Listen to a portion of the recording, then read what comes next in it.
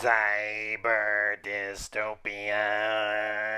Violent incidents, including murders, registered at an all-time high last quarter. The Ascent is a cyberpunk-themed action role-playing game developed by Neon Giant and published by Curve Digital, which you might know from publishing some other games like Bomber Crew, Flame in the Flood, and For the King.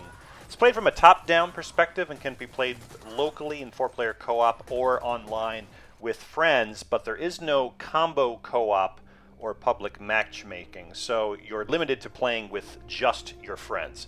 Even though there are RPG elements where you customize your character's armor, weapons, and implants, it's not overwhelming and can even be ignored depending on the difficulty that you play on.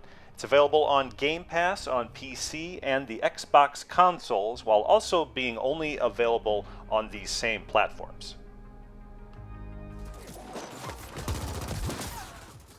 The Ascent is an easy game to jump into. It's a simple move with one control stick or keyboard, shoot and aim with the other. It gets a little more in-depth. You can crouch to take cover or raise your gun to fire more accurately and more easily at enemies in cover. The trade-off here is this is at the expense of mobility if you want to roll around or move around and dodge fire. The graphics are nice while the sound effects are excellent. The sound of the weapons in particular really stand out and give it an action game atmosphere. Part of the RPG aspect is deciding how your character looks. It's not too in-depth compared to some other games. You have all kinds of equipment that annoyingly auto-select when you first pick them up in the beginning, but the positive here is that the game does it for you if you don't really want to mess with it. You're likely going to pay attention to your equipment, though, at the higher difficulties as you get further into the game. Traversing the map is very simple. Click a button and it tells you where to go, depending on the objective that you have currently selected, while the tutorials are done well here to explaining how everything works. There's a taxi system to traverse around the map quickly. Pickups, very simple. You pay money at these kiosks that you collect through doing the objectives and in combat, and you can buy these very simply. They just drop on the ground, you pick them up, use it for like your health and then other abilities. Besides the main story, main objectives, there's plenty of side quests too. These involve just places that you stop by, you talk to someone, and they tell you where to go. Again, like the main objective, it's not in-depth. You can just select secondary, and then this will give you that line scooting you over. One thing I did notice, the graphics are great and everything, but there is a little bit of slowdown with some of the explosions. I'm playing this on a gaming laptop too, so you might have some issues if you're on a weaker system. The combat also, even though you do take cover, roll around, do all these different things, I found a lot of it devolves to me running away, shooting barrels, they explode, and then there's kind of some of that slowdown.